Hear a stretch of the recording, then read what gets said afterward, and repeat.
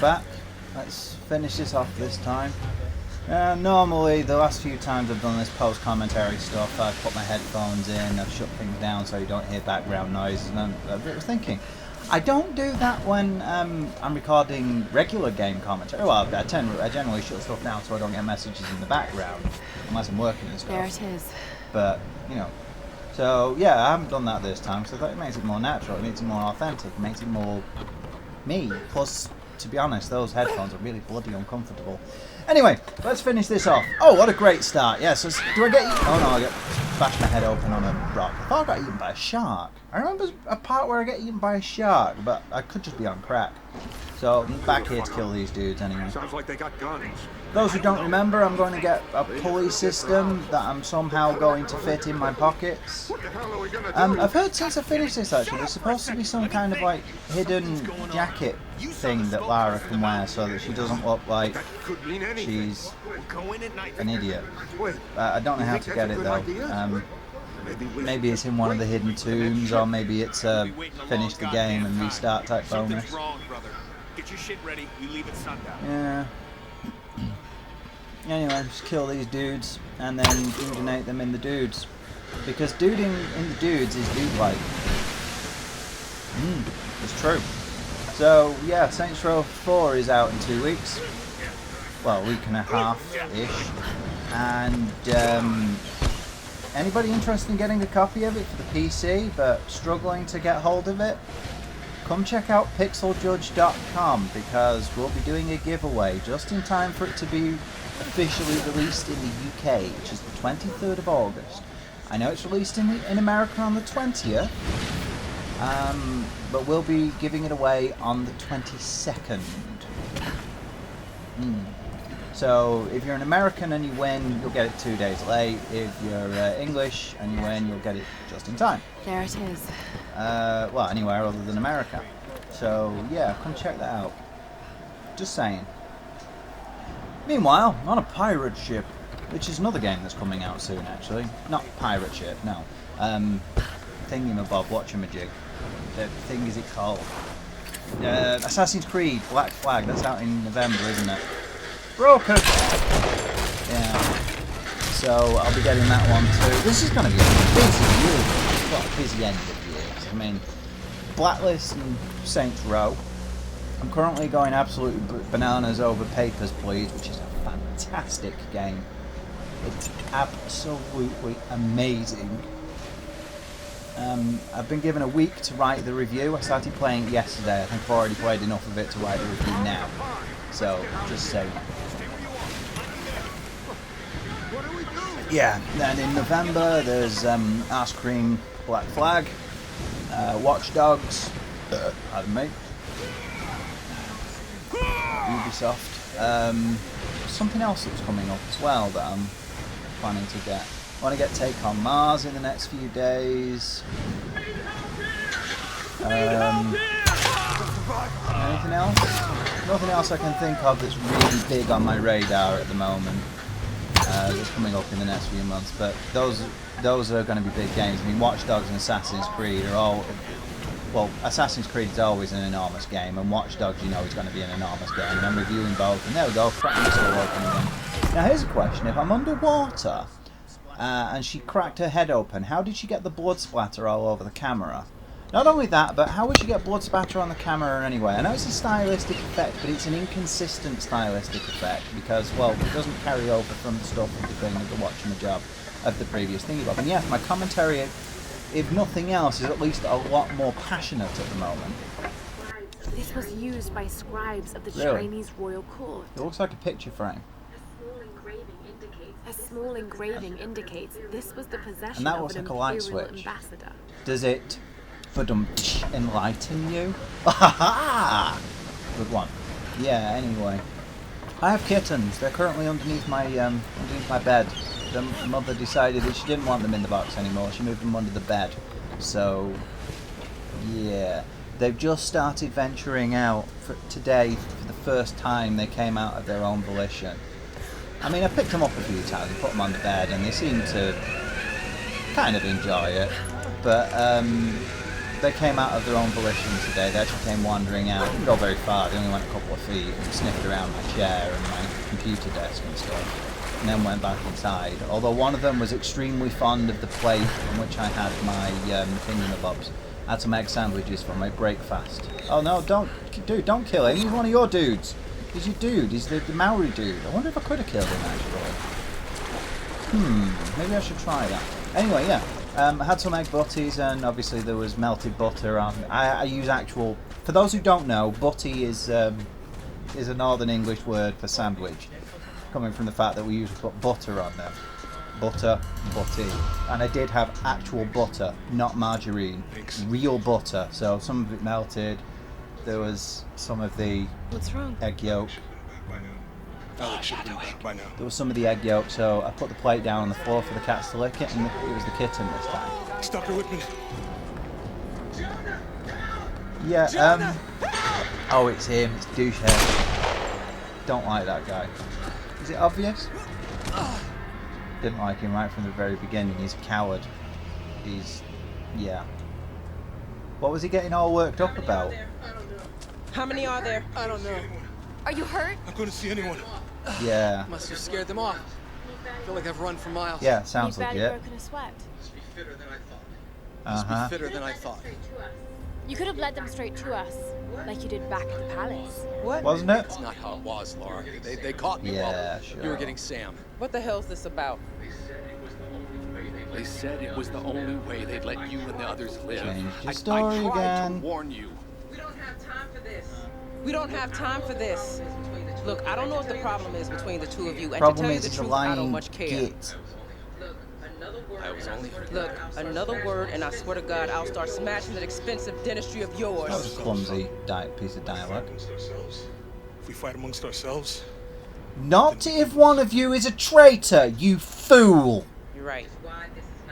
It's not Which is fighting why amongst it's not yourself, happening, that's okay? survival, you prat. I'm going after Alex. Where were the tools? The engine room. Look, he can take care of himself, Laura. Good. Then we'll be back soon. Yeah, let's see if you can actually hear what I said about this. Hopefully you'll be able to, but I doubt it. Laura, wait. You bow, where did that come Take from? this bow. I've been saving it for you ever since I found it.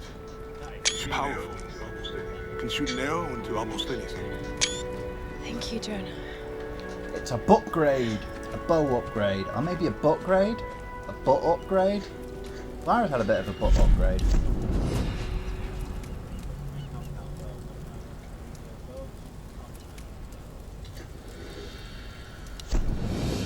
No, I guess you're not going to be able to hear what I was saying. Anyway, the whole thing we're going to get... It is Alex, isn't it? Yeah, Alex. It was my prediction. Which, unless you're an absolute moron, you've already picked up on. Well, when I met Grim, what happened? He died. Met Roth, what happened? He died. Go to meet Alex, what's going to happen? You guessed it, absolutely nothing. No, you just know that he's going to have some ridiculously OTT death, and then I started putting money on which one was going to die after that. My money was on the Maori guy because he was the nicest, so I don't know what everybody else thinks, but my thought was that the Maori dude is going to die next. The snivelling weasel is going to die because he's a snivelling weasel. The bitchy black woman is going to survive because, not to put too fine a point on it, video games are a lot like films these days, and the black woman or the black man always has to survive. You see, Maori look kind of Caucasian, so it's okay, you can kill them off. It's quite sad that actually, but that was my prediction. Her and Laura, Sam are going to the survive. endurance beach on the other side of those cliffs. Those were my You predictions. can probably use that new bow to make your way there. What does everybody else Maybe think? on those rocks across from the dock. I'm not going to Any give sign away of which those ones scavengers? happen to which, Nothing. It's quiet. because, If they're out well, there, I don't know what they're waiting for. If they're out there. apart from the fact that it's obvious Alex is going to die. Look, You Laura, just know. I know you don't trust Whitman, but we have to stick together now. He might be getting a little wrapped up in this whole place, but He already I don't think has! he'd betray us. At least I hope twice! you're right. Alex has been gone too long. No, you I shouldn't have shouldn't. let him go alone. It's horror movie 101. You should go now. You gotta find Alex. You should have sent Watchy Bob with him. The black Find woman, I something can't to take remember your her mind name. off things. An old copy of Robinson Crusoe. Cruel irony? Actually, no, it's not He ironic. eventually escapes the island. Irony take that is as a good actually the sign. exact opposite of what you just said. Thus we never What see you the have true said is state it's of our very condition, till it is illustrated to us by its fitting, countries, nor know how to value what we appropriate. enjoy, but by the want of it. We are going to survive this. Aren't we, Lara? Of course we are, my dear. Of course. Of course we are. Don't you douchebag. worry. Rest easy. Laura will bring Alex back. Then we'll all, Yeah, you sound really trustworthy, don't you?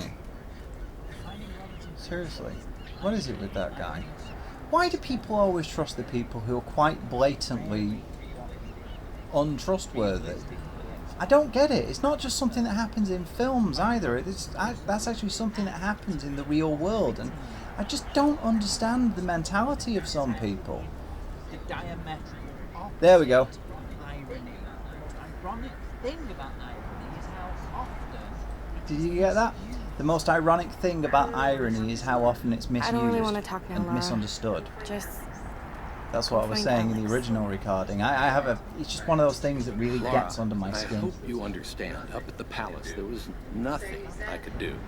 So you said. Well, yes. No time to talk. I'd like to report everything I've seen here. So much fascinating history and culture. Sure, whatever you say. What? Really, And Laura, then I there's need the to other thing, concentrate. actually. Speaking of getting under my skin, that's incorrect. That's a past tense participle. Get, got. To get something, you have to receive in the past. However, there isn't really that Once I get this all statement hooked up, under Jonah my and I skin. should be There able isn't to really hoist any off other the way you engine can say and it make than the gets repairs. under my skin. It's the most. I'm gonna need my tools. It's the closest Whatever to it. you It's do, bring those non-standard, back, but it is Mama. accepted English. Get and got, one of those words that I've accepted. stop It's messing taken around. on Get out more to the meanings endurance than and it get my has. tools. One of those that's never going to go away anymore. It's not like irony, which is just misused constantly by people who think they understand what it means, and that's the thing about it. And words and their meanings. There's something I am kind of anal retentive about to a certain extent. Now, I accept language changes over time. Language develops.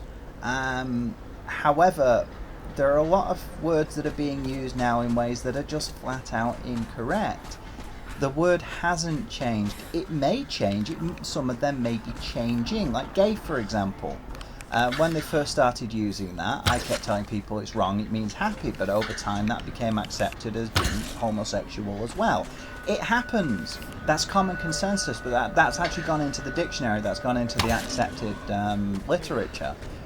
Whereas the use of the word irony hasn't changed.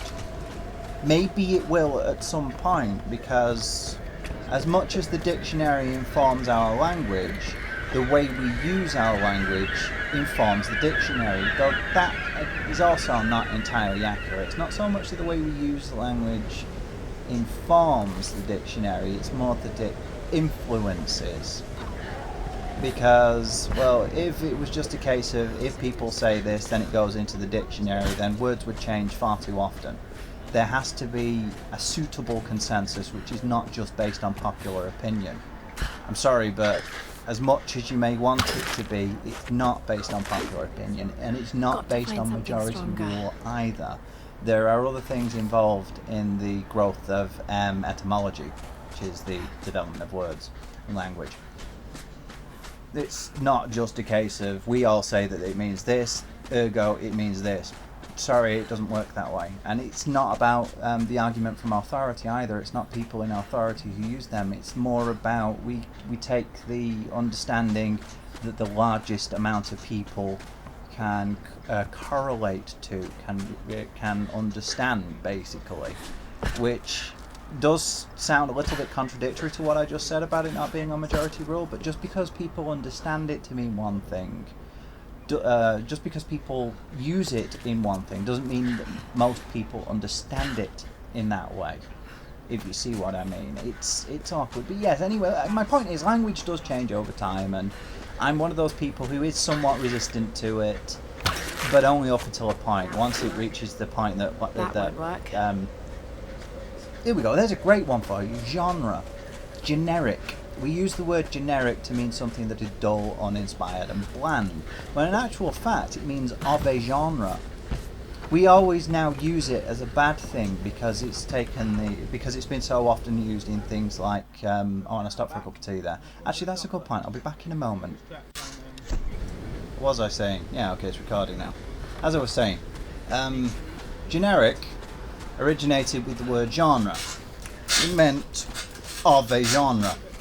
For example, a film with spaceships and a story about an evil group that were trying to take over and there were people fighting back against it would be a generic film because it would be easily recognizable as a sci-fi film with a lot of the standard sci-fi tropes, spaceships, laser battles, Galactic Empire, Rebel Alliance, all that stuff. It would be easily recognizable. That doesn't necessarily make it a bad thing. However, a lot of generic films followed a very predictable, uninspired formula. They didn't do anything unique, they didn't do anything original, they didn't do anything of their own. So it became, generally when you heard somebody say something was generic, it was a very quick term to say that it was formulaic and uninspired. So over time the word has transmuted itself to mean something that is dull and uninspired, whereas it doesn't necessarily have to. However, that is one word that is shifting to the point where it's going to mean that in the not too distant future. It'll be one of those that has multiple meanings, basically. So yeah, the point is, language does change over time, and I accept the fact that language changes over time, but when people use things that are currently just flat out wrong, so be it, because there's only so much change you can allow before it gets to the point where it becomes confusing. Because I mean, if you just make up your own meanings for words, and to hell with what they actually mean, then that's where languages diverge. If you want to have your own language, have your own language. Don't just bastardize one already, especially not a language like English, because that's a bastardization of every other language on the planet to begin with.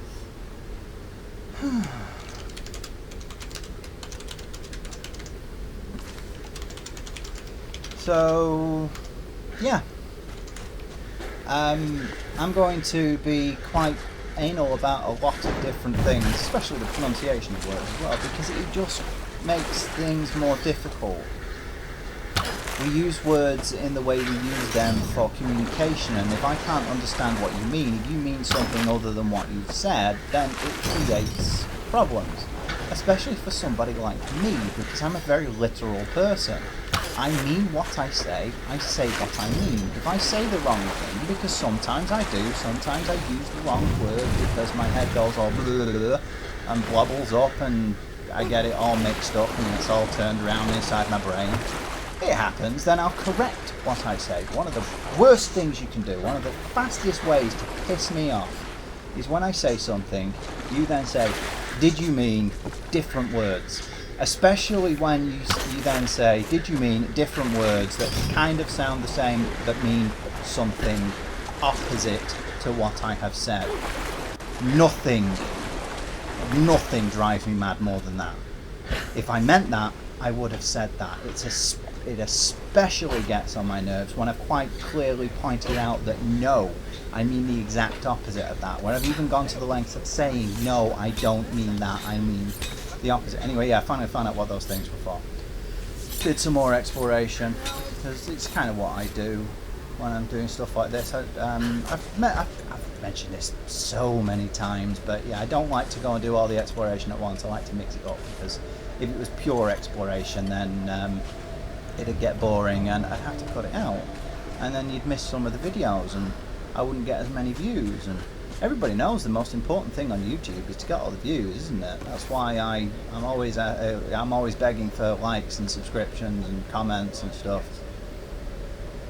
In fact, that's happened in one of my videos now, but it wasn't me that did. Well, I said it, but it wasn't me that did it. That was because my little girl wanted to. In the Bratz video, we did a recording of Bratz Rock Angels on the PlayStation 2. We'll be doing another one of soon, actually.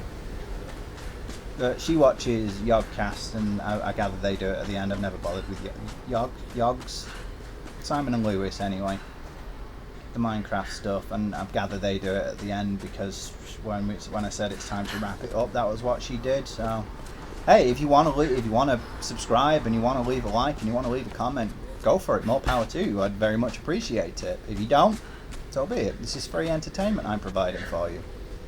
I'm not providing it because I want to make money. I'm not providing it even because I want to entertain you particularly. I'm doing it because I am entertained by doing it. I play video games anyway. I enjoy playing video games, and I've found that this is definitely something I've gone over many times.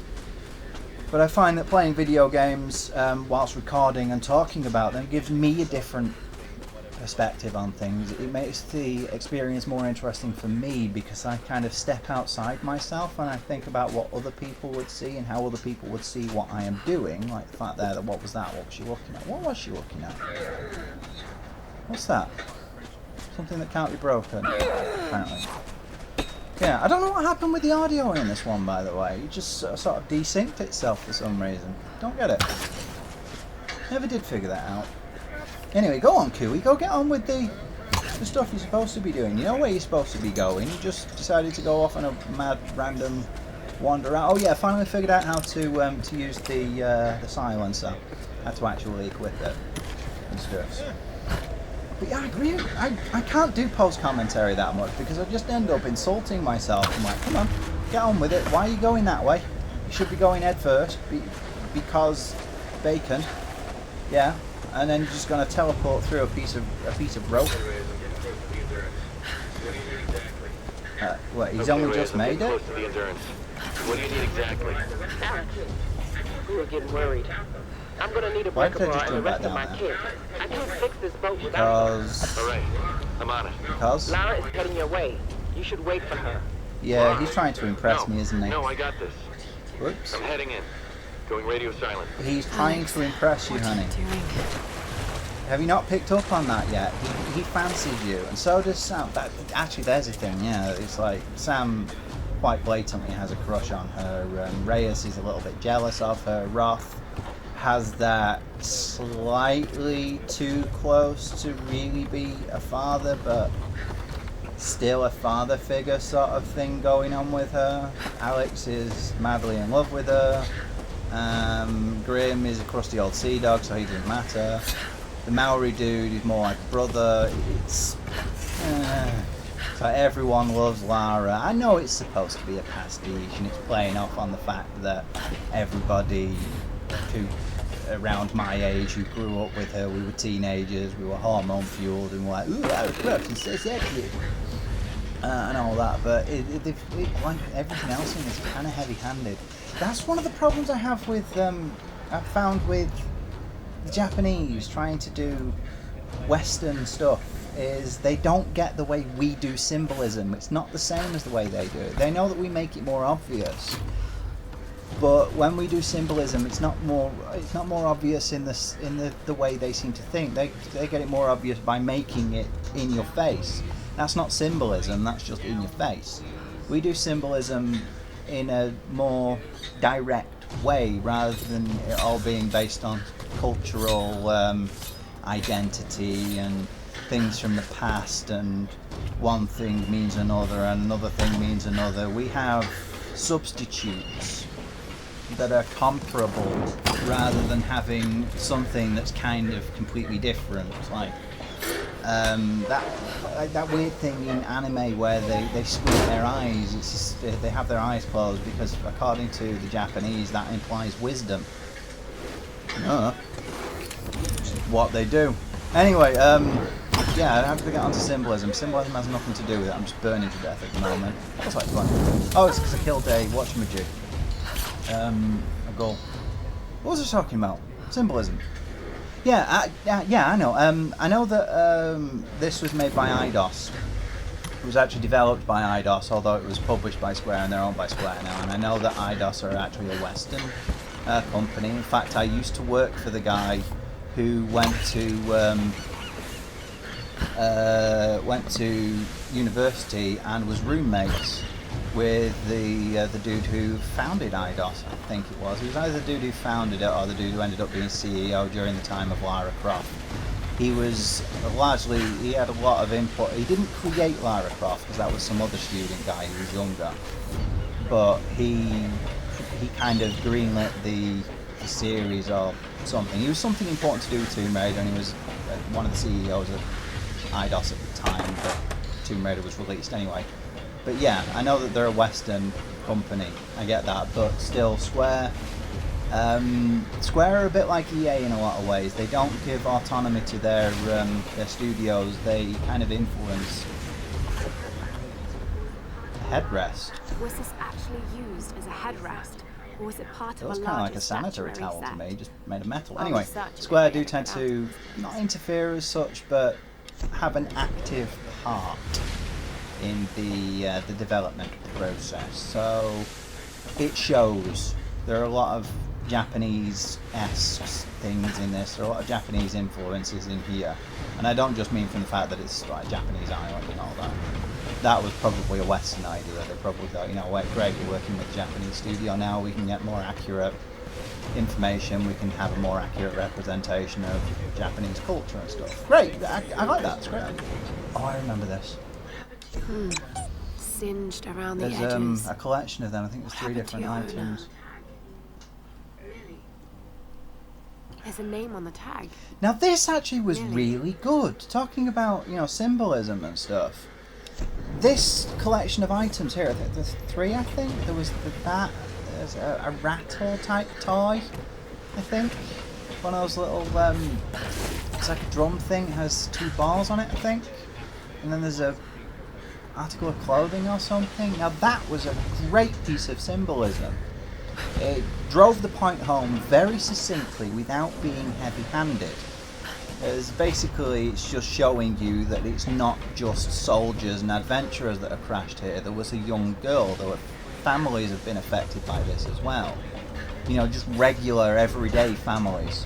I mean, obviously, regular, everyday families are still part of, you know, military life. Just because you're in the military doesn't mean your entire family is. Like, I've spent time in the military, but, well, okay, a fair few of my family members have. But by a fair few, I mean 2 uncles, grandfather, and a cousin.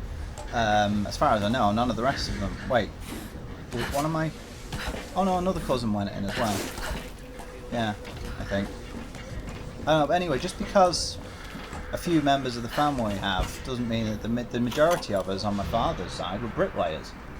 You know, construction workers. On my mother's side, very diverse group of people. One of them ran chip shops. One of them was an accountant. One of them was... No, there were 2 uncles in the military, actually. So yeah, I've had quite a fair few. But anyway, my point is just regular families in the sense of, you know, completely non-military as, you know, like not mercenaries or adventurers or anything like that. Just regular people with regular jobs, work down the local pub or stuff like that. And I thought that was a really powerful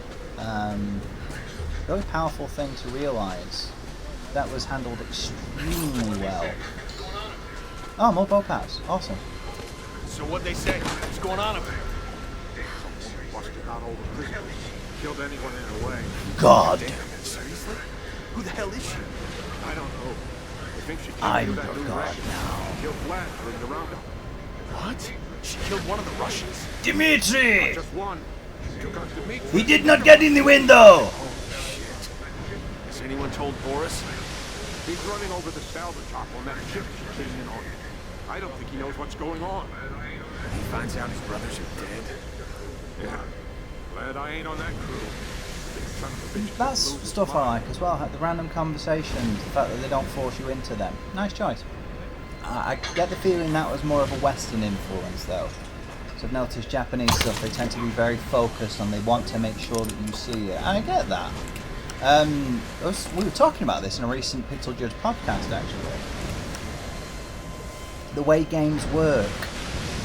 We tend to look at linearity in games these days as being a very, very bad thing because we've gotten so used to so many open world games. It depends what you're going in for. Open world games are fantastic for a game you know, for gameplay, for a focus on having fun with the game, having a great experience with a drop in, drop out missions and stories, like Grand Theft Auto, for example. But you end up with this disconnect, especially when they try and be really serious, which is what happened with Grand Theft Auto 4. It wasn't that Grand Theft Auto 4 had a bad story. It was actually really good. It just didn't fit the setting, because on the other hand, you had this game where you could go and you could grab a hooker, you could go and do stuff with her, you could then run her over, be wanted by the police, and slaughter tens of thousands of people in a nightclub just for the lulz. And you could get in a truck and go a bus and go and do a jump over a bridge and have the bus flip in midair, and there was just a disconnect between the two, because you had the really stupid slapstick insanity on one hand, and then the very grim, very serious, not over the top either, very realistic representation of the life of a career criminal, as someone trying to break out from it. So the two just didn't mesh. This is why Saints Row tends to work better as a sandbox, because the missions are very stupid and very slapstick as well, so it's consistent. It's a consistent theme. So I'm not saying that you can't have an open world sandbox that is also tightly focused on the story. I'm just saying it's a lot more difficult. When you get a linear campaign, you can make sure that everything is consistent throughout. There are always going to be ways to break immersion, like for example, if you start your level off and water starts coming in and there's this dude says, come on, we have to get out of here, opens a hatch, climbs up, and then you follow up after them. If you then say, I wonder what happens if I stay here, immersion is gone. You're not immersed in the experience. There are always going to be things like that. So I mean, if you then stay there and the water doesn't continue to rise, you're like, well, what's all the rush then? You know? Or if it does continue to rise and your character dies, you're like, I don't care. You're not immersed in it because you don't have that sense of urgency to keep the character alive. Your experience, it's fine. I do that with games as well. But generally speaking, with a linear game like Tomb Raider, I can go off and I can do all the exploration and stuff, but it still feels consistent because it's, generally speaking, it's focusing towards one thing. It's focusing towards continuing the story. Is this another one of the things from the kid? Yeah, it is. Where have all Is the it from the children same kid gone? or is it from a different child? I think actually thinking about it, yeah, different children. Another name carved More than faintly one into child. the wood. Coco. I should bloody well cool. I know that's entirely inappropriate, but it just reminded me of a web series I used to watch called A Great and Majestic Empire. It's never finished, unfortunately. I think it has 24 parts, something like that. But yeah, anyway, a focused story, a linear story allows you to do... Okay. That's awesome. I got stuck. Yay! But a linear story allows you to have a lot more focus and allows you to build a narrative that's much more consistent. It also... Oh, well, there she just casually shakes her hands off. But it allows you to... it allows you to get people invested in what's going on a little bit more than with an open world one, or at least more easily. And one of the ways to do that is to draw people's attention to certain things. However, there are means and ways of doing that. I think Tomb Raider had a very good way of doing that. It gave you the option of focusing in on it. And there are a lot of games that do that. It's like press this button to look in the right direction, or but in the real world, people will point and tell you it's over by the post box, for example, and then you'd look over by the post box. That's still a linear progression from point to point. It's not necessarily a bad thing. But then there are other games that do it in the heavy-handed way, and that's where the real problem with a linear game comes in. Like games like Alan Bloody Wakes, every time you go in somewhere, it'll have words that'll pop up on screen telling you about something. Alan will then mention it. The camera will then zoom in on it, and it'll have something else to tell you about it. Again, it's like, yes, I get it. I get the point. That is overdoing it, and that's when having a linear focus becomes detrimental. But my point overall is you don't have to have a sandbox to have an open game, and you don't have to have a linear game to have a linear experience. It's all about balance between the two. The most important thing is to keep everything consistent. If you're going for a very silly madcap experience overall, then make everything silly and madcap. And when you do have more serious moments, make sure they blend in. To his death, but you shot him. Details, man. They aren't ever gonna find his body. They're killing each other. God damn it, brother. Oh, Why'd right. you have to do that? He wouldn't shut the fuck up. It was driving me crazy. Sun Queen this, Sun Queen that. All that goddamn praying and chanting. I couldn't take it. You could have just knocked him out. I lost What a my nice temper. guy, The place brings it out in me. isn't he? Yeah, but you gotta control that shit. Charming man. Just keep your mouth shut about it, alright? Just the kind of person I want to have Fine, around for a fine. party. Seriously. Anyway, yes, keep it consistent. That's all I'm saying. Any storytellers or game makers out there, keep it consistent. That doesn't mean it always has to be the same either. It doesn't mean it always has to be serious or it always has to be silly. You can blend the two together. You can have scenes that are very serious and still comedic. There's an Asian film I saw actually called Honoho. Absolutely fantastic film. But there's a scene in that where a kid's just been slapped. They're slapped around the face, and then the family are upstairs, the mother, son and daughter, and they're crying because the grandmother just slapped the youngest girl, the youngest child, the girl. And the child's crying and saying she hates me, doesn't she? And the little boy is also crying and says no, points at the mother and says she hates you. And it's hilarious. It sounds really horrible to say that, but the way it was handled, it was done in a comedic sense, but it was still very serious at the same time. And that's a good disconnect. It's one of those things that you really shouldn't laugh at, but it's that was more of a social commentary than it was more of a reflection of the way life is. And sometimes, like they say, laughter is the best medicine. Sometimes you just have to laugh at things. Graveyard humour, the classic example of that. Quite common with people who have military lifestyles, actually. There's, one of the corporals told me a story. I might have mentioned this before, but I'm going about it again. I'm going to say it again anyway. But there was one of the guys he was with. They'd been there for years. He was an experienced soldier, and they went to this place somewhere. They went to this village, and they'd holed up in the town hall, and they'd set up tents inside the hall for some bizarre reason. And the city came under mortar fire, or the general area came under mortar fire. And one of the guys there, an experienced soldier, I mean, not like a career soldier, he's not like really experienced, he's not been there for decades or anything, but he wasn't new to it. He'd been in combat situations before, he'd been in stuff like that, and he just sort of disappeared. And eventually the corporal found him, and he was down in a corner, huddled up into a ball with his hands over his head, shaking, like what they're asking what's wrong. And he said, they're trying to get me, they're all trying to get me, they know I'm here, they're trying to get me, that kind of thing.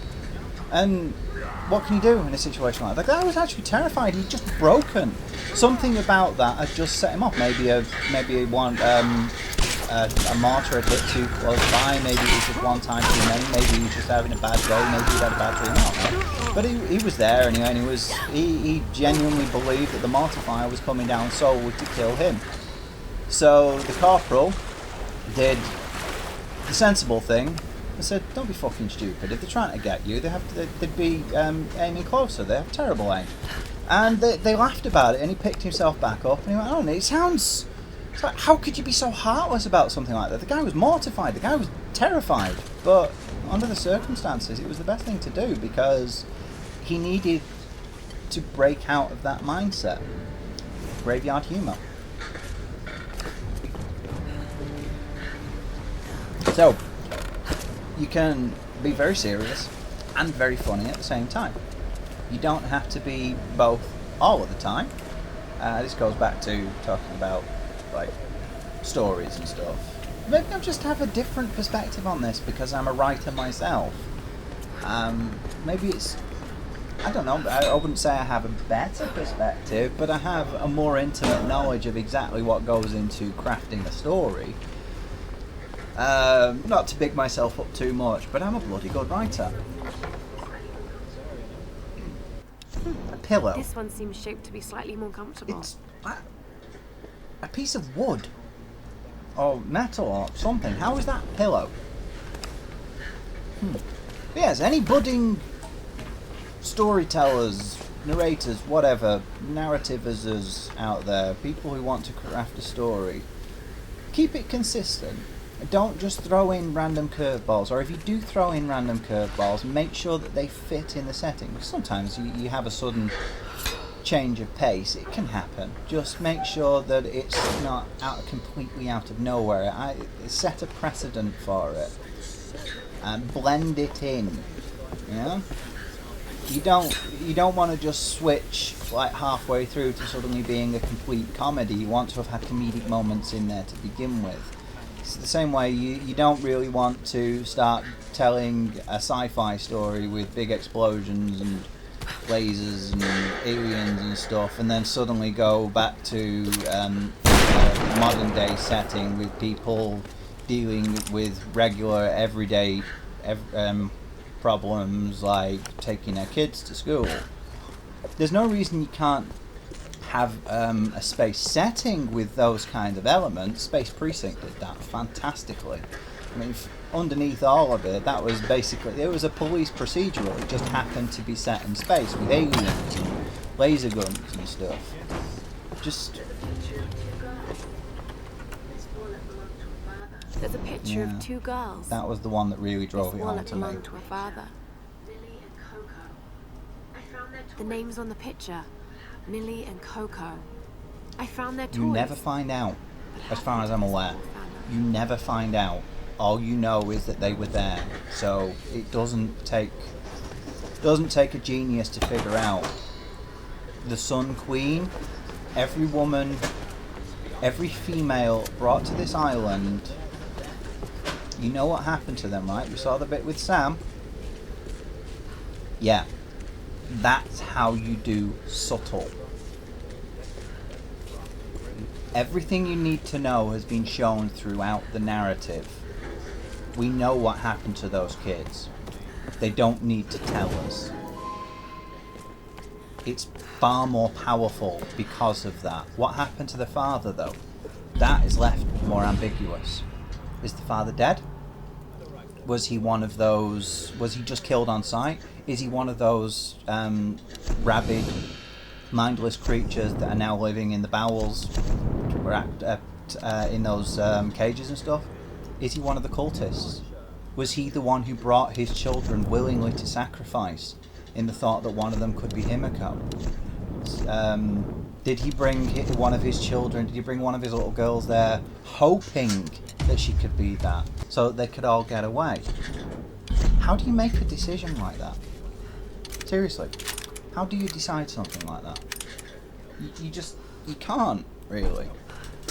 And I think it's very good that they did leave that out. The research facility. It would have been far too ham-fisted. Were they sent here to investigate the really storms? gets me about this game is they had something like that. That was so beautifully done. I know that seems like an odd word, but I mean beautiful from an artistic perspective. And I don't mean artistic as in arty. I mean artistic. It goes back to, again, words. Artistic, a work of art, something that was crafted, created with care, with forethought, with consideration, with to how it fits into everything else. A piece of artistry. And then there are so many other things in this that are so ridiculously heavy-handed, like the whole, Lara falling down cliffs and rupturing her spleen and having like a heart transplanted into one of her lungs and having to rebuild her leg with a toothpick and a pair of pliers and all that sort of stuff. It's one of those disconnects. There had so much potential here, and most of it was squandered. But it feels a lot to me like too many too many chefs swallow the broth, as they say. Still, besides all that, they did do a really good job. Room for improvement, but there's always room for improvement. However, this one has room to improve things that shouldn't have needed improving. That's the difference. Especially considering what Square have done with Square and Eidos have done with other games. Actually, they've done better than this in other areas already. But you know, I think it was just the two groups working together. There was some problems arranging between them. Come on, Kiwi, figure it out. That allows you to go in water. It's pretty much what you have to do here. You lift that up long enough for you to get through the water. Then you pull the watchamajig that you can stand on. Then you do the stuff and the things. Understand? Cool, you got it. You know exactly what I mean, don't you? Yeah. I'm so descriptive, aren't I? I'm so great at explaining these things. Even a cat could understand exactly what you need to do now, couldn't they? Yeah? Agree? Disagree? I don't know. This was a really well designed section, actually. It was extremely atmospheric. It also reminded me of the puzzles you used to get in the earlier Tomb Raider games, which are something that are a little bit lacking in this one, which is unfortunate. Again, we need more puzzles in games. We need games... No, I'm not going to use the bleeding survival instincts. You can nap off. Yeah, I did actually go through this entire game without using them. I used them once when I thought you had to. Rather than that, nope, don't need them. I just don't need them because I'm not a moron. I have a brain. Sorry, but that's the kind of thing that should be turned off. That was one of the things I liked about Mirror's Edge. You have the runner view. If you then, if you played it on hard, you didn't get it. You know, it's showing you things being red and blue and stuff that you could interact with. I liked that. I thought that was a really great idea. There we go. Now you got it, Kiwi. Pull that underneath there so that it can't make the water. See? I didn't need my survival instincts. I figured it out for myself. Because, to be fair, it was actually really easy. It was very straightforward. It was obvious what you needed to do. Once I had a look at everything that was in the environment and everything that I could do with it, there you go. It doesn't take a genius to figure it out. It just takes a few moments. It takes a little bit of brain power. Use your grey matter. This is a problem I definitely have with games these days. They're far too focused on making themselves easy and accessible. A storage room. I get that. Artifacts from an ancient I think that they should be more accessible. I think they should be as accessible as possible. I think that in a lot of ways games should be a lot simpler. But that doesn't mean they should insult your intelligence. Wait, that was a tomb? Fair enough, that was a tomb then. Huh. Oh well. Huh.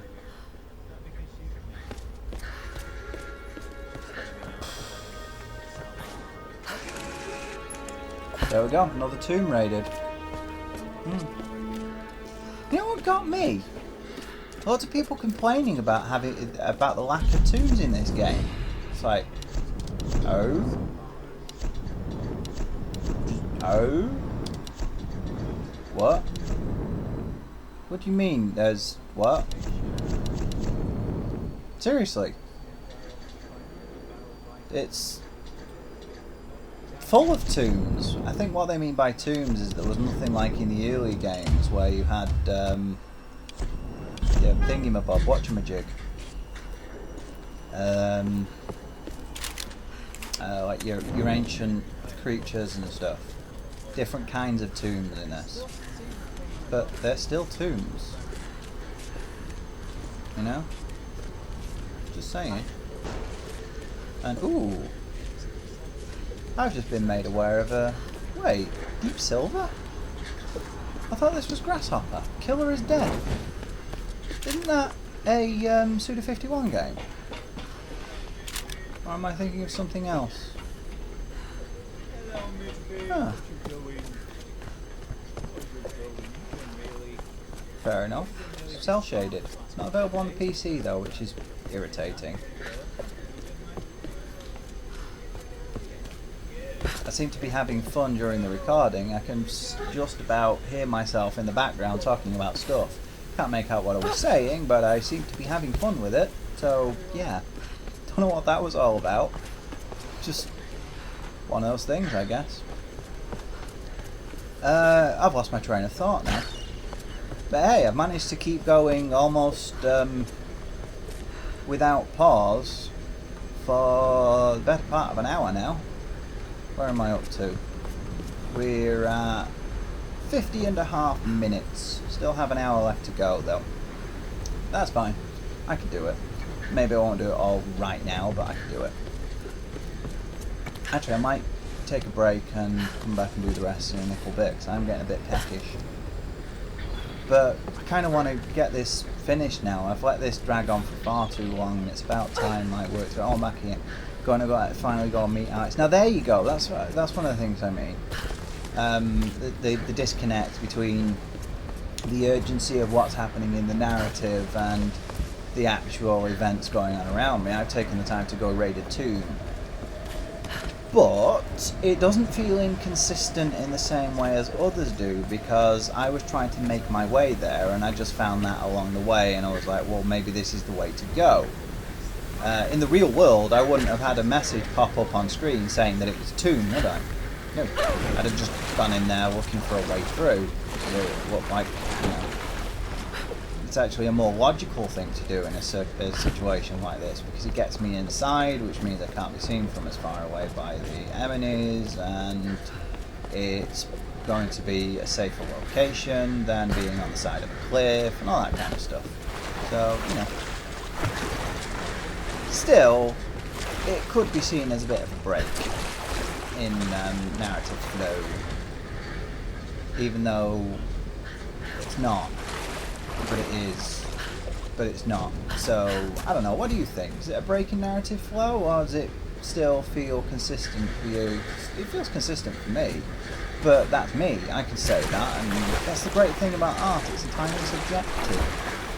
It's open to interpretation, and I like hearing different people's interpretations, especially when they disagree with me.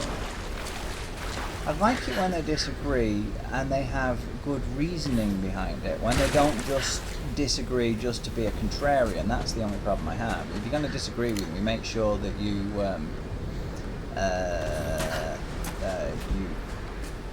okay, now that sounds, you know what, sod it, no, I'm going to say that anyway. If you disagree with me, just make sure that you have good reasoning for it, otherwise I'll just call you an idiot. If you have something that's completely diverges from my opinion, and all you're saying is, I believe that because I want to, because you can't prove I'm wrong, then that's a stupid argument. Back it up. Own your opinions.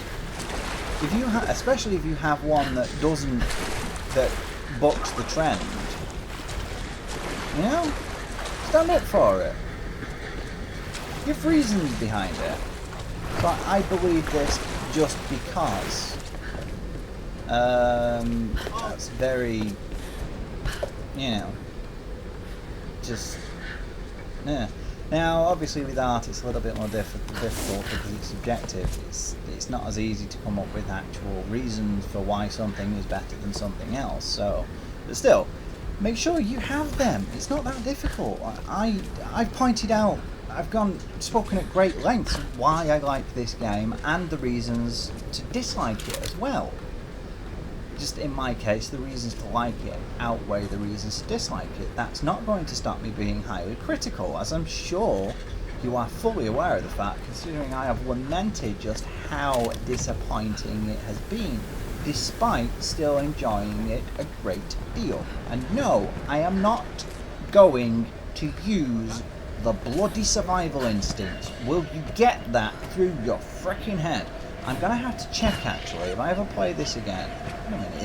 When I play this again, I'm going to have to check if there's a mod to get rid of those fucking notifications.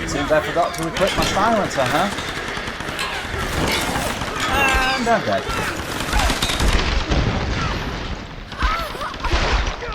Yeah. Oh, I didn't forget to equip my silencer. I just forgot that it takes it. Oh, I didn't know yet that it takes it off sometimes. Keep it steady. We're bringing it Well, up. now I know.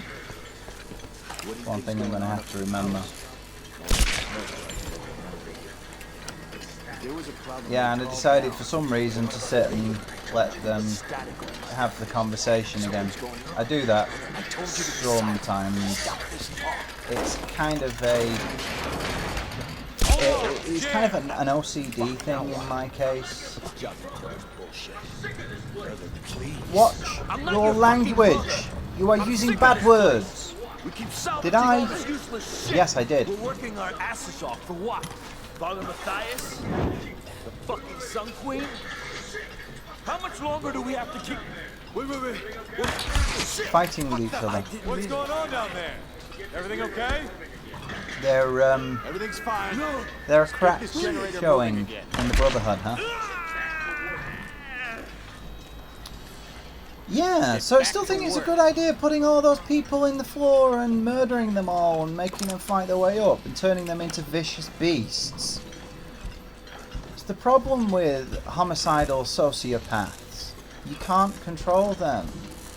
They will go unhinged. Oh well, that was worth a try. My idea there was when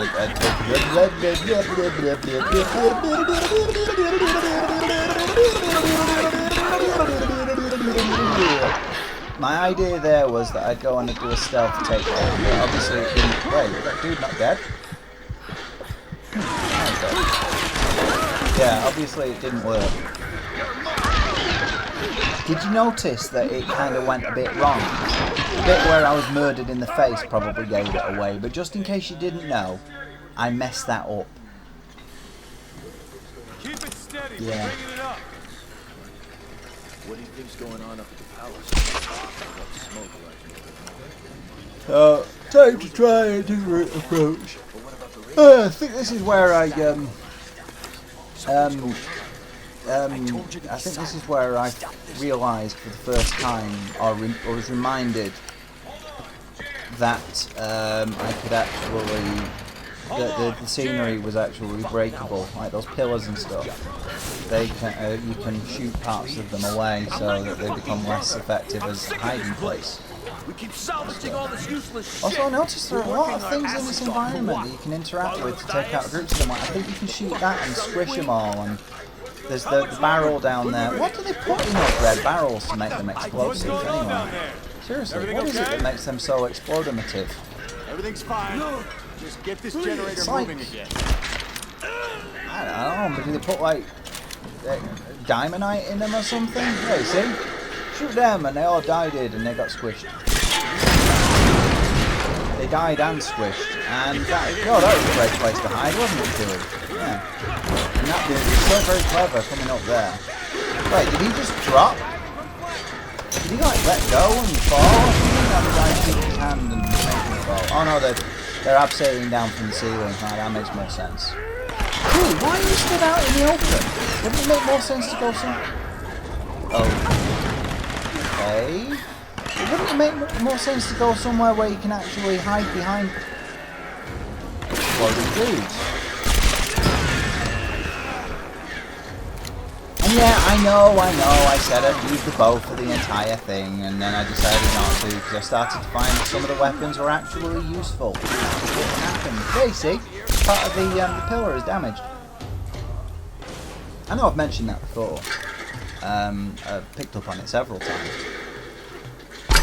But it's one of those things I kept forgetting because of the way I played the game. And dude, that guy can explode with stanchions.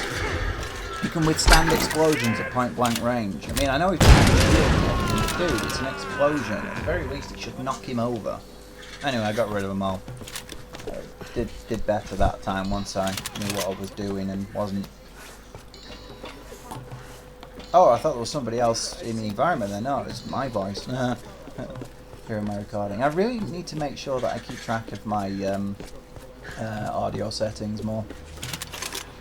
Want to make sure that kind of thing doesn't happen again. So I tend to check it beforehand these days. Just to make absolutely certain. Yeah, I still managed to screw it up. It's what they call the Let's Player's Curse, I suppose. Then again, when people talk about the Let's Player's Curse, they talk about how you're really great at a game and then you start recording it and you look like the biggest noob in the universe. I don't really have that problem because I'm crap at games anyway. So, you know, at least I'm consistent.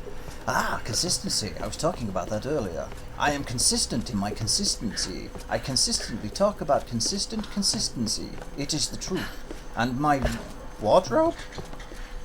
My washing machine is going at the moment. I'm doing some washing. Yeah, my wardrobe machine. Wait, were they explosives? Was that not thingy bob? Where are you going, Kiwi? Get that thing on the wall.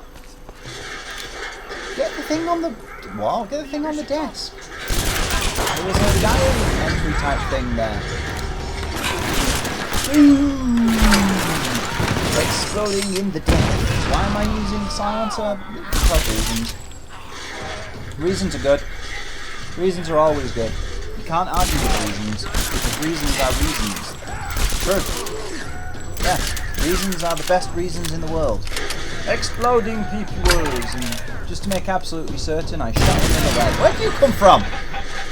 Dude! Where did that dude come from? I don't know about it. Exploded his face. Okay, it wasn't actually his face, it's just his helmet. But I still exploded it. True. Why are you going walking around there again, Kiwi? There's nobody there. You already know there's nobody there. Now get the thing on the table. Dude, go get it. Go on. Why am I leaving? Finally. Why did that take so long? Our coastal base has been attacked by unknown assailants. We suspect the Americans have arrived and are attempting to sabotage our operations.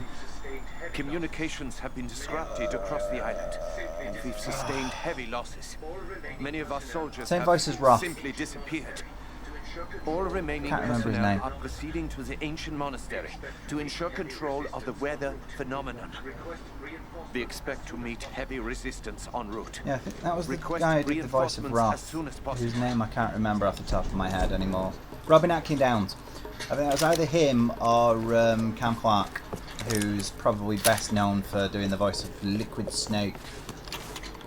And he's also in every game ever made ever. A bit like Nolan North, although Cam Clark doesn't tend to have starring roles that often. He tends to be more strong supporting. I mean, there's the thing, I was talking to Jim Boone about this, of Volition. Cam Clark is in just about every... Not Cam Clark. Nolan North is in just about every game ever made ever, and it's like one of those things where you see his name and you're like, oh god, not again. But he's also really good. He does lots of different voices. I mean, even when he sounds exactly the same, he still sounds different because he's just a really good actor. Really good voice actor. He adds a lot of personality to it. He can even do something that's very difficult to do. He can make a character so lame that he stops being bland and starts becoming interesting, like a blank canvas, so to speak. Which is what I felt he did with Desmond in Assassin's Creed. Desmond wasn't dull, he was just... there was enough there for you to apply your own meanings behind everything he did. You were only given tiny little bits of him as a person, so you filled in the gaps for yourself. Which is why some people like him and some people don't. Some people filled in gaps and just found out that he was a really uninteresting, boring dipshit. It was a stylistic choice. I found him a lot more interesting for it. I could relate to him a lot more because I didn't feel forced into any particular interpretation of what was going on around him and how he was interacting with it. I was able to put myself into his shoes more and wonder how I'd handle something like that. That's what makes Half-Life such a great series because Desmond. Gordon is defined by his actions and the way that people interact with him rather than what he actually says, because he doesn't say anything, which makes him a blank canvas, which for a lot of people makes him, what's the point in having a character at all? He's uninteresting. For them it creates a disconnect between who he is and what's going on around him. They're like, how do we know he did all this because he never said anything? How do we know he's like this? It's like, well, we know he's like this because it's the way people interact with him. Are these his motivations, though? That's never made clear. That's left to your interpretation. That's left for you to decide. Why did you do it? Did you do it because you wanted to? Did you do it because you felt pressured into it? Maybe Gordon, in your eyes, was staying silent just because he didn't have the patience to speak to all these fucking morons around him. I'm swearing a lot today, aren't I? Oh well, never mind. It happens sometimes.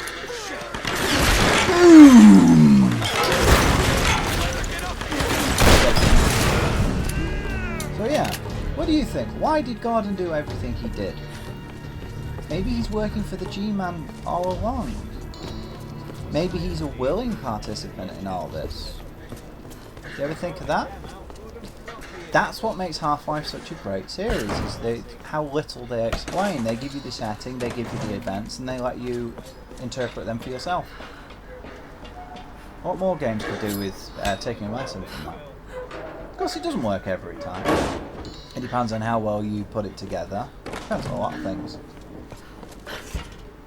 But yeah, I got a bit turned around there. I wasn't quite sure where I was going. I thought that had taken me somewhere new, and then realised that it had just taken me back down to where I already was. Also, I love that, the fact that it's a blatant ladder, but it has the wires on it. It's like, yeah, great, stick those two textures together.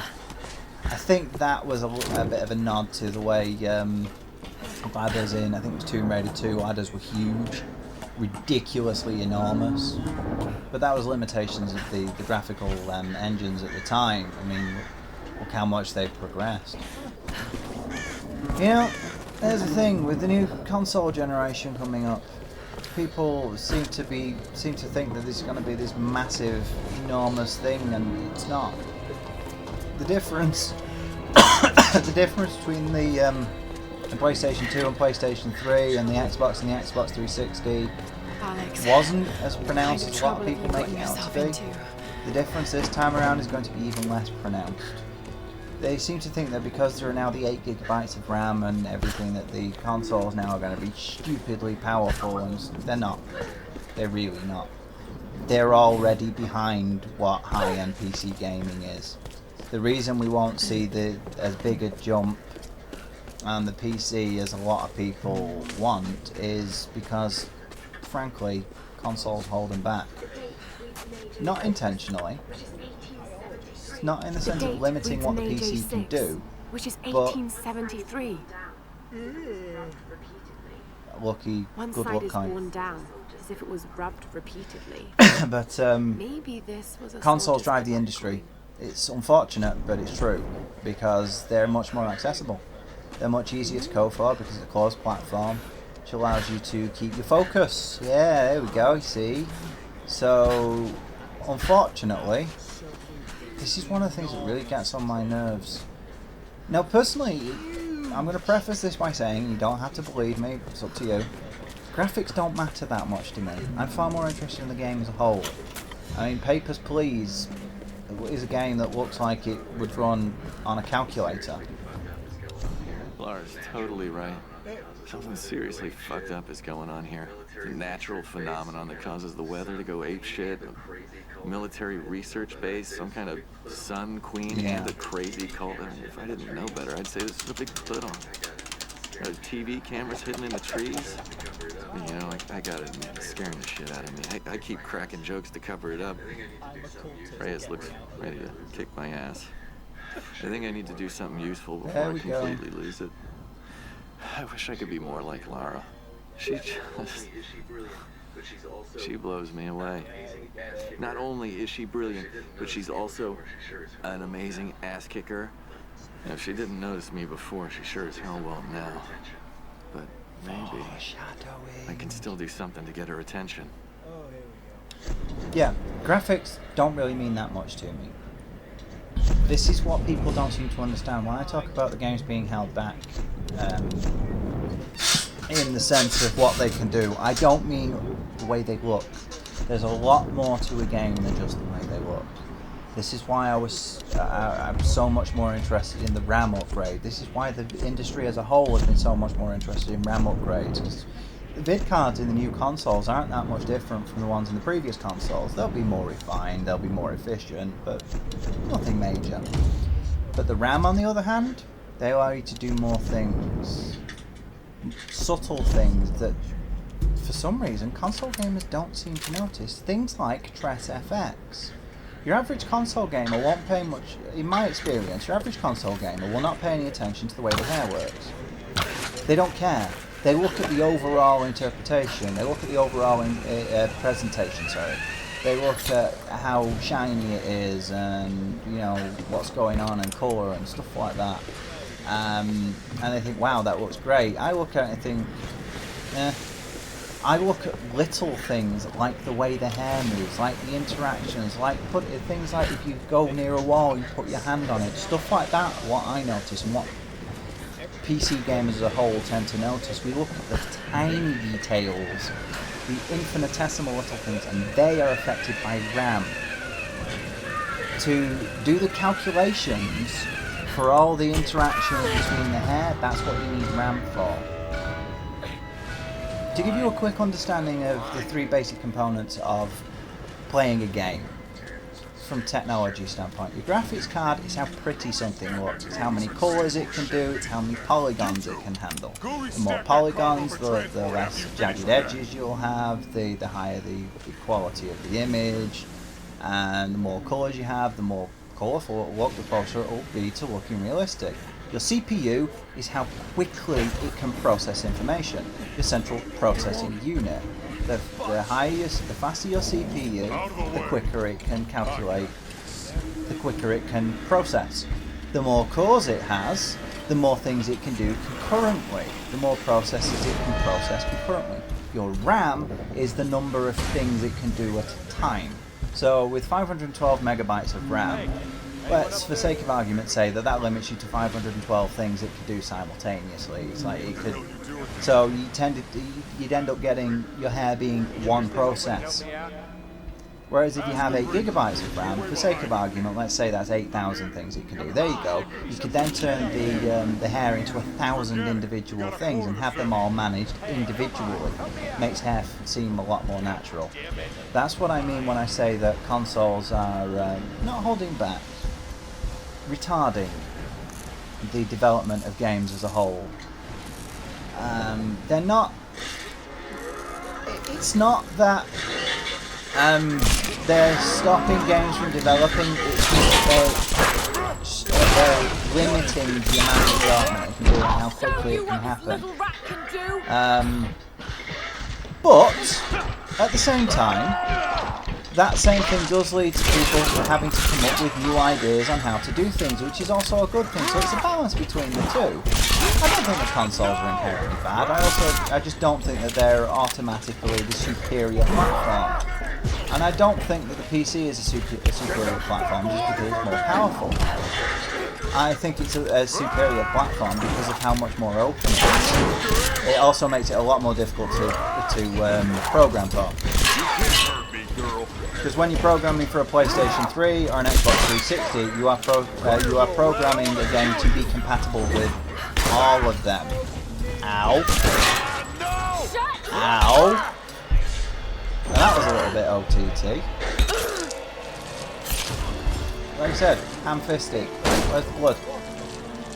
Where's the consistency? There should be a big pool of blood around him from all the arterial spray.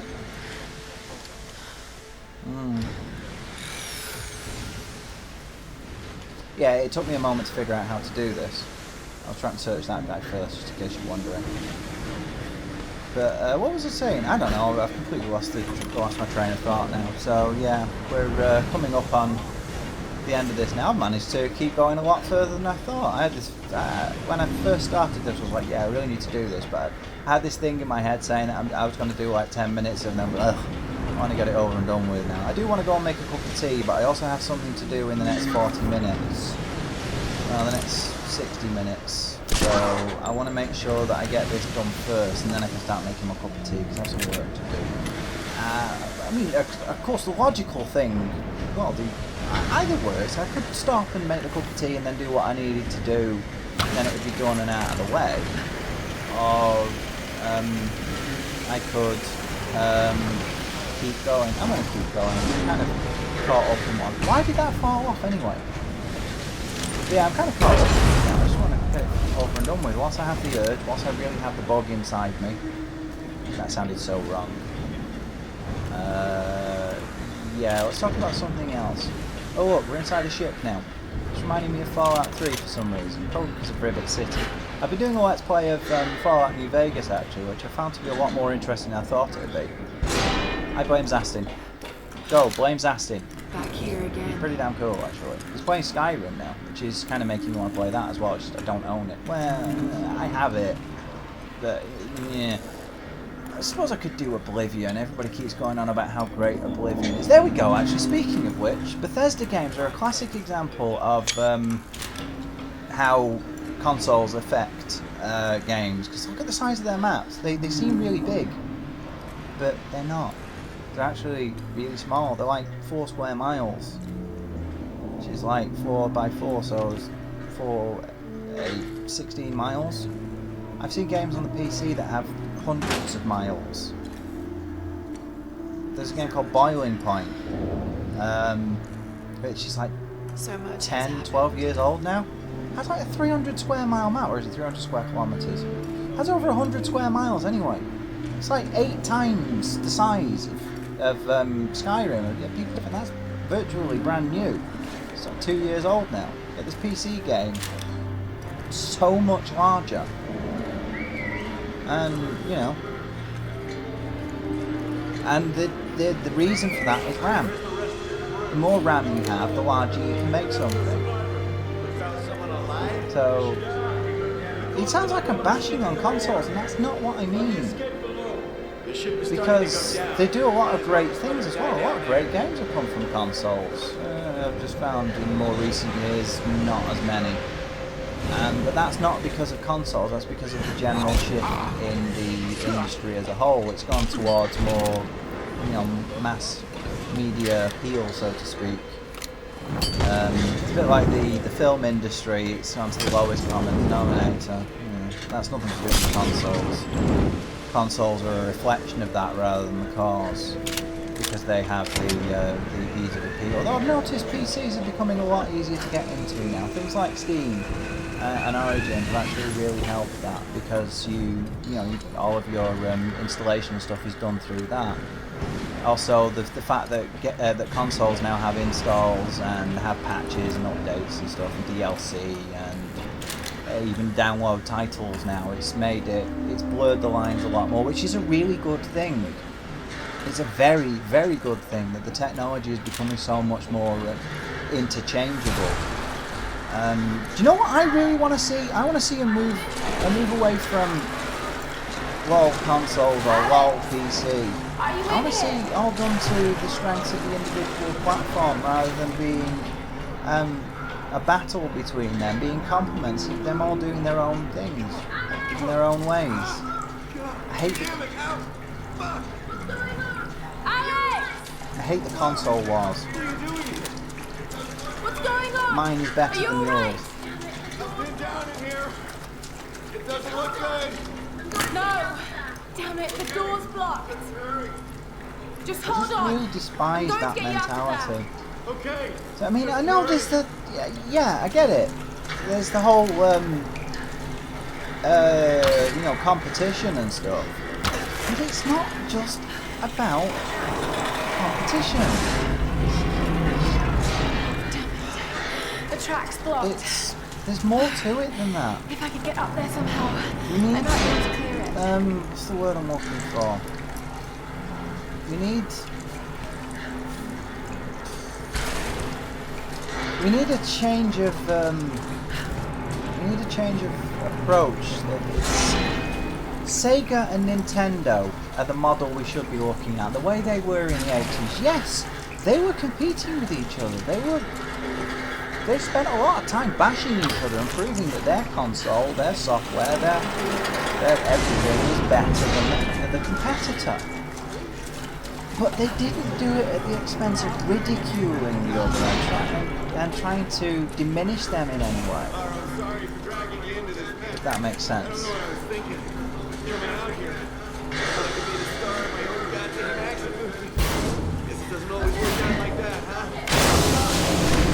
Basically, the approach is arse backwards. Okay, got it.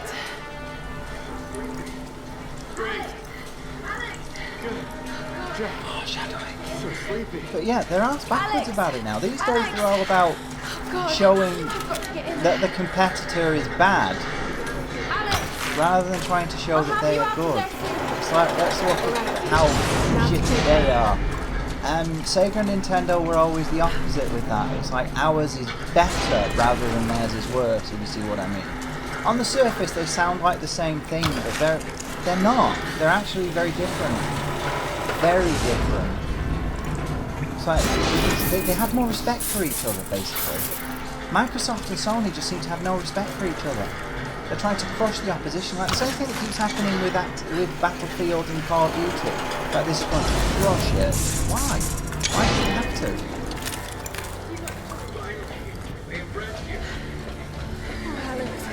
Yeah, that's not going to work. You got the tools. Finally, I impressed you.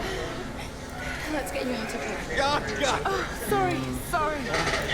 Told you. What did I tell you? My dance career is over.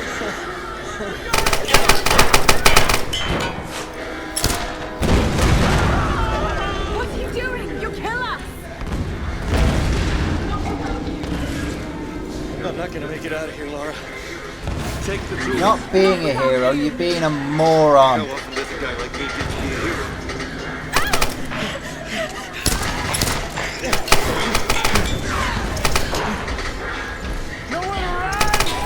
The others are counting on us.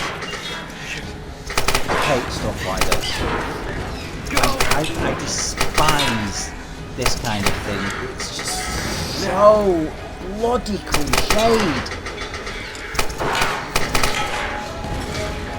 It serves no purpose other than being melodramatic shite.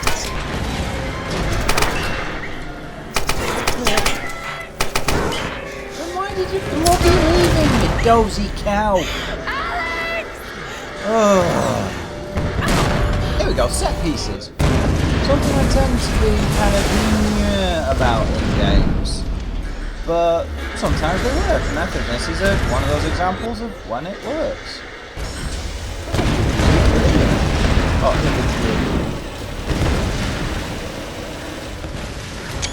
the thing as a whole is just kind of like, oh, another one. For me, anyway. I don't know. Maybe some of you disagree. If you disagree, maybe you think I'm being too harsh on it. Let me know. I can't let anyone else die. Yeah, I'm railing about it in the previous recording as well there. So leave your thoughts down below. Tell me what you think. Am I being too critical? Am I bang on the money? Am I misrepresenting it? Do you agree but think it was justified anyway? You know, let's get a discussion going for once. There we go. I'm asking for comments this time. Sure, why not? Let's get a discussion going. It'd be nice to hear some other thoughts on that kind of thing. Yeah, you're not going to be able to get up there. Oops. Yeah, you're not going to be able to get up there. There's not even any rungs for you to climb on. That is a really cool piece of kit, I have to say. I wouldn't mind one of them myself. That would be awesome. Can you imagine doing that? That'd be hella fun.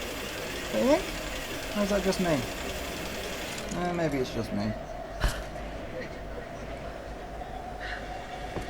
Yeah, the day-night cycle. Don't know if you heard that, but don't know if you heard that. But the day-night cycle on this game is a little bit weird. It just sort of shifts whenever it feels like it. I think it shifts based more on the events and stuff, but the flow of them can be a little bit off, because sometimes we'll be going for ages doing something and it'll be daytime before it goes to night. Then you'll get parts where it'll be very quickly shifting from one to the other. Yeah, Do I have anything to upgrade? I think, did I pick up? One of them I picked up enough to fully upgrade it. To get a new version of it. Was that the rifle parts that I unlocked new stuff for? I think I may have already done that. I haven't been paying attention to that actually, the upgrading stuff. Just remember picking... Yeah, it was the rifle. I unlocked more rifle upgrades. Covered in leaves. Old log You get leaves on a log, but don't tish. That's another one of those cliches that's always buggered me. It's like, buggered me. They just open at random pages. Why? Months of excavation has at last yielded new information concerning the weather patterns gripping this island. The tomb of an important general dating from the Kamakura period was discovered in our coastal dig site. This discovery is the missing piece of the puzzle. It will allow us to finally gain control of the storms. Cool.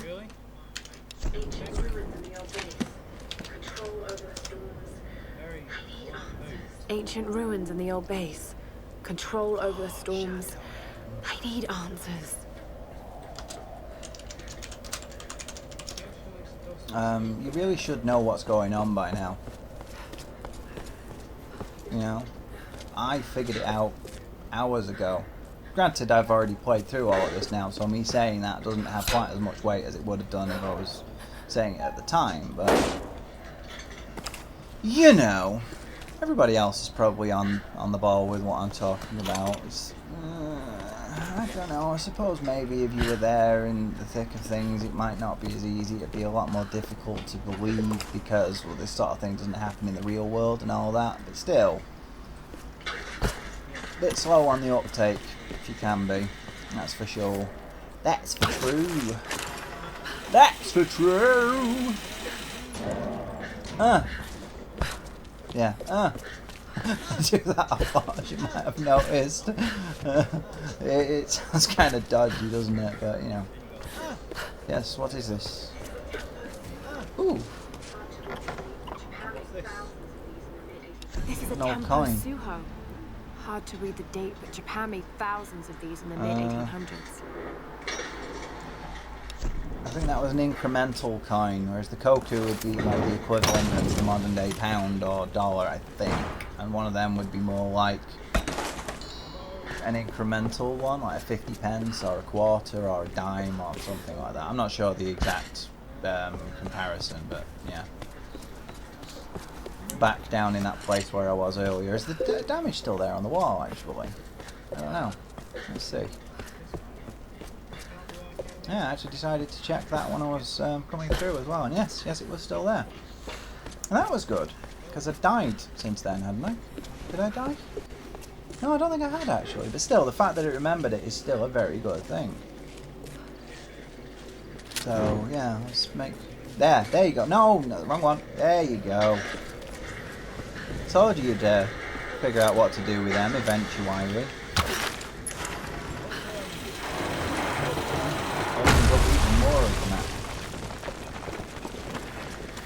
Having to go do some more sideline raiding-y stuff, and also to make my way back down to the places with the things and the stuff and things.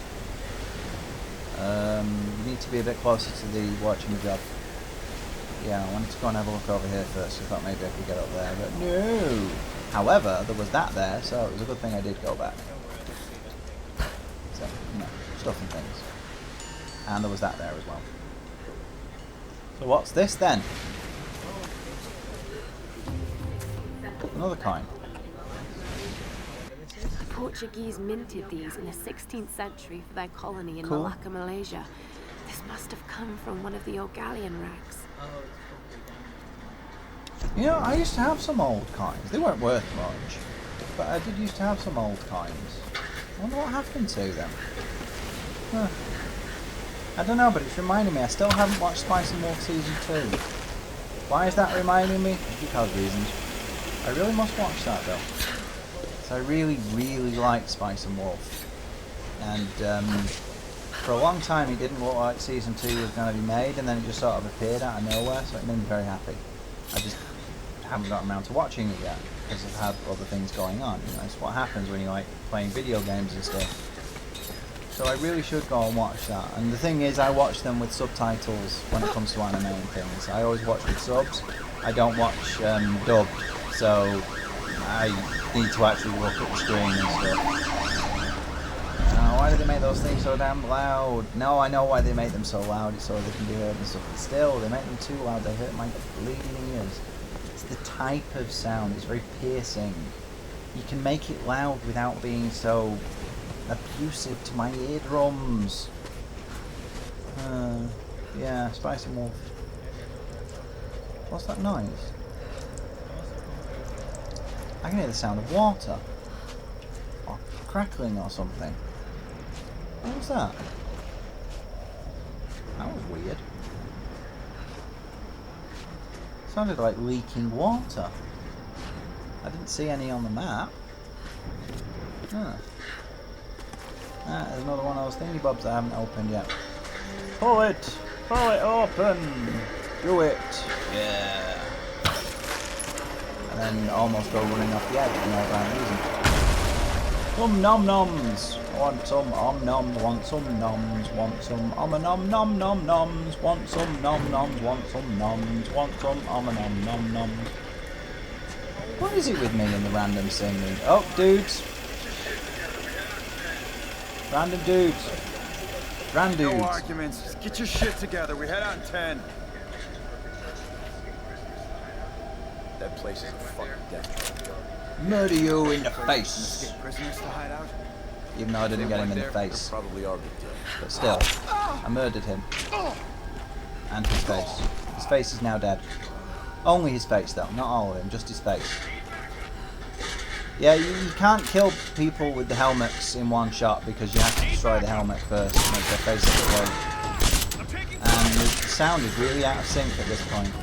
Oh crikey! The explosions of booms! They're making me explodey and I'm making them explodey and they're not dead. But neither am I still dead. Now they're dead. Oh, well, one of them's dead anyway.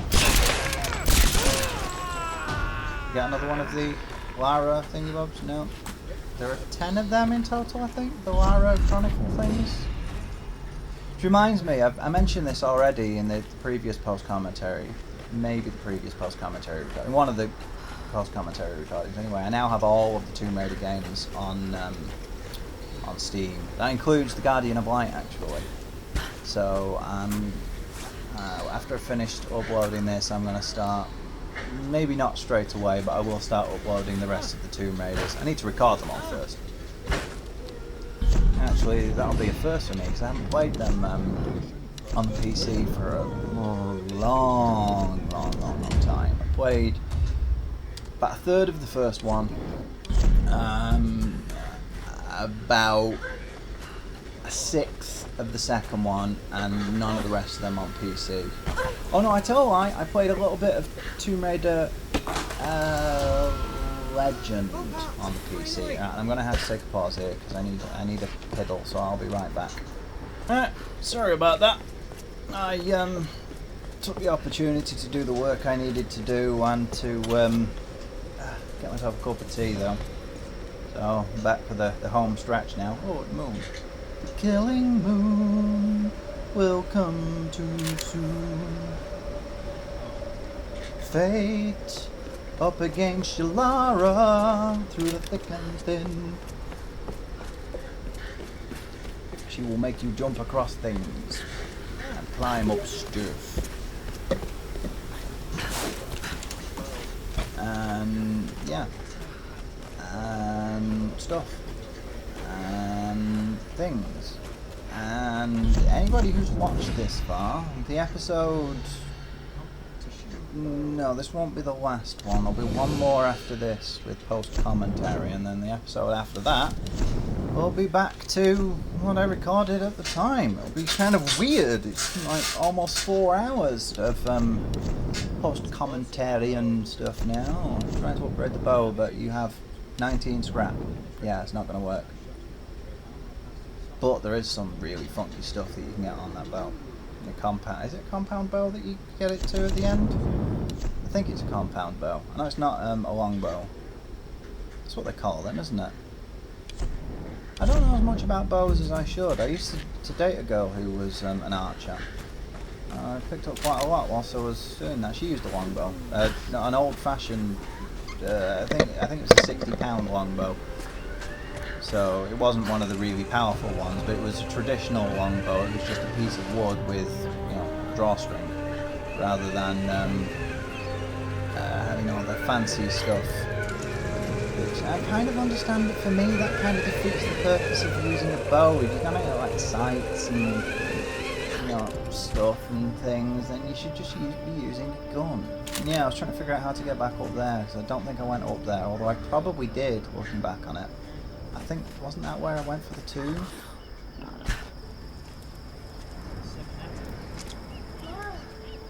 So, yeah, Laura. Why didn't she use the radio then? She has a We heard the radio. explosion, we thought. Alex. He was still on the ship. Yeah.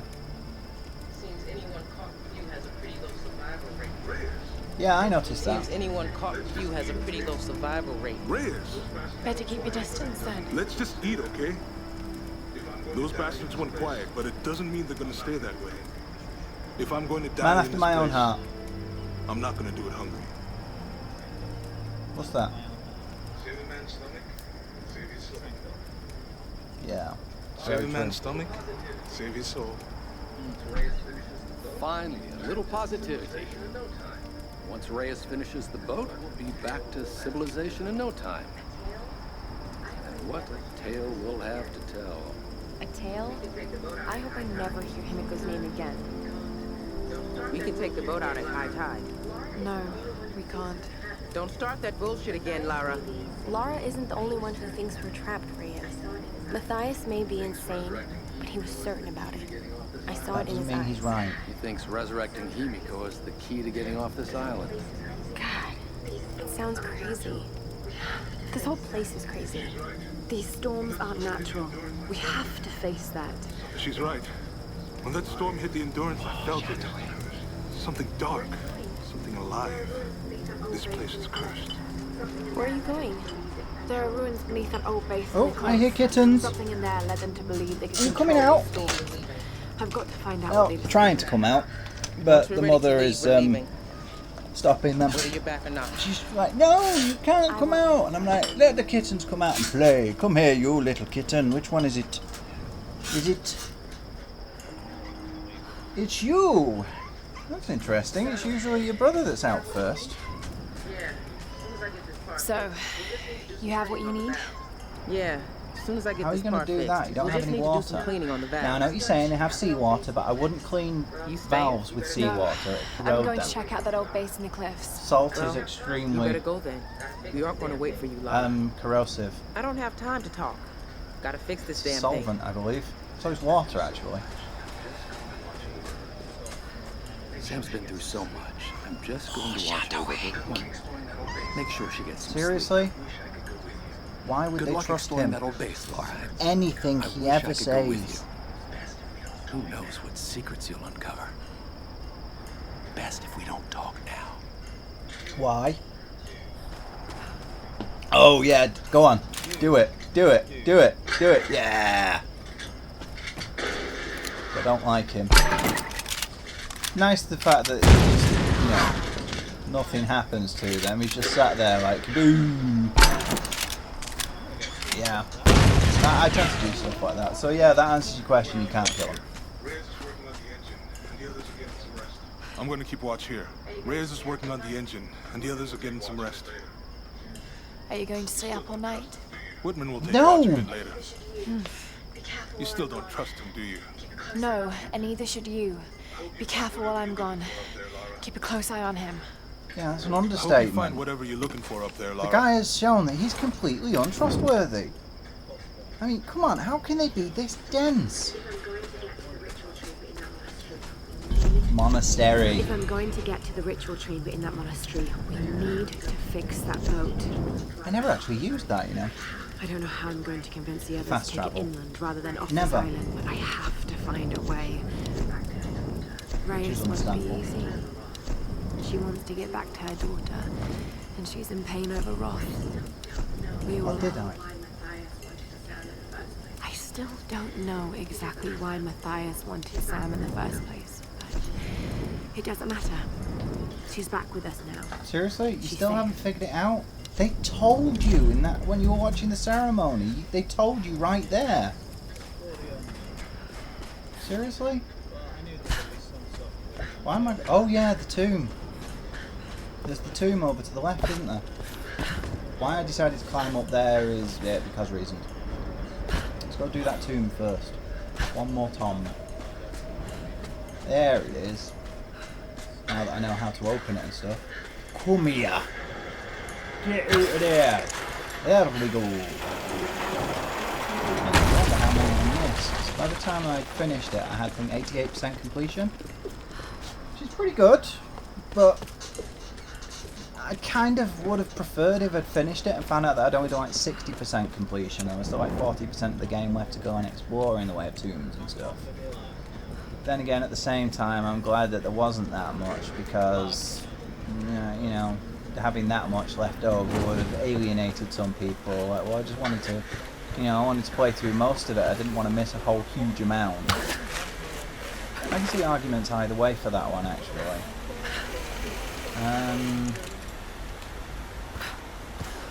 I miss, you know what I miss? Seriously, New Game Plus. That is something that is sorely lacking from modern games. That is something we definitely need a lot more of because it gives you the replay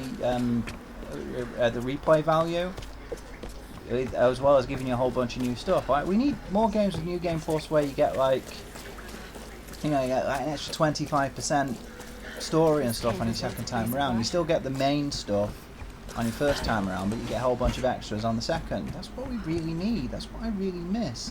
Games like Resident Evil 2, that was one of for me, that should be the poster child of exactly how a New Game Plus should be done. There were effectively 5 campaigns in that game. Because, now bear with me for a moment, because you had Claire A and Leon A, and then you had Claire B and Leon B, then you had that little sub thing with Hunk, or Tofu. See? It's just, we need more games like that. That's what I say. We need a lot more games like that. And not very happy. But this one took me a few minutes to figure out, so kudos to anyone who gets it before I do. But it was like, What are they doing here? Did the fish give it away? Some kind of fishery. Fishy? Fishy, fishy? Nom nom nom nom nom. Although that's kind of disturbing, having fish in a tomb. Wouldn't they go a bit stinky rotten and stuff? I mean, fish go kind of stinky rotten when they go stinky rotten anyway, but imagine in a tomb, it'd be like tomb stuff, fish and things. You know? Yeah. Oops. That didn't quite work, did it? Close, but not quite. Close, but no cigar. But yeah, I pretty much knew what I was doing straight out, to be honest. It's just ironing out fine details that took me a little while.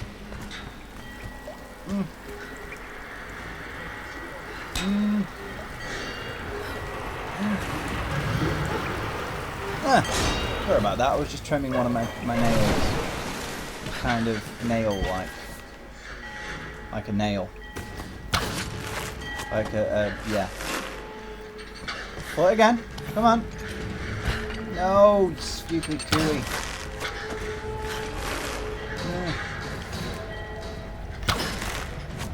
Wasted too much time. Silly Kuakath.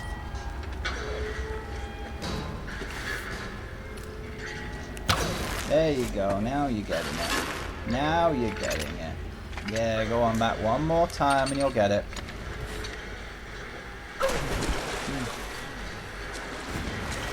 Or you could wade round that way instead. Why did I go around that way instead of going straight to it? Did I not get up there? I probably could have gotten up there, right?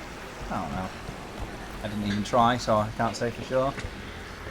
All I know is that I can hear the kittens moving around beneath me. They're all like kitten-y. Kitten-like. Like kittens. Funny that. Kittens do tend to be a lot like kittens, don't they? Come on, move the thing. Quick, quick, quick, quick. Run, Cooey, run, Cooey, run, run, run. Run, Cooey, run, Cooey. Words. English language is not my strong point. Just words. Right, there you go. Now you got it. Yeah. Grab the thing. Love the way she just sort of flew sideways and randomly started sliding through the air. I wish I could do that. Yeah, seriously. Why would you store food? Store food? Why would you store food in a tomb? It'd be gross. Talk about cross-contamination. I can hear the kittens moving around there. It's like kitteny and stuff. Oh, cool. More handgun parts. I can't remember actually. Did I get all the weapon upgrades? I think I'm still missing a couple. I mean, I don't mean at this point. Obviously, it just said there 2 or 3, but I think.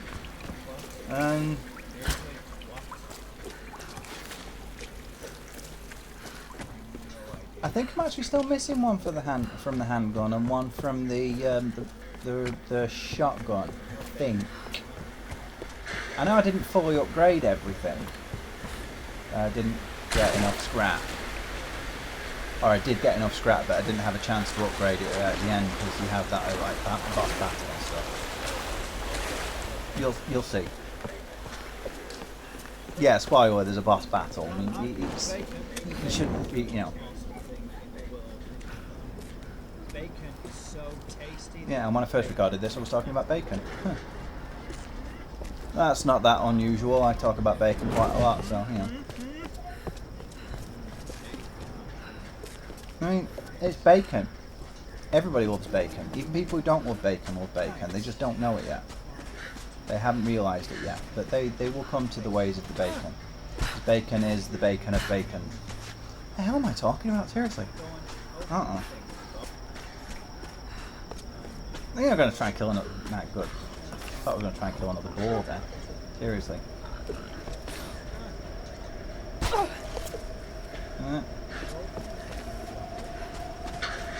Open! Open! Yeah!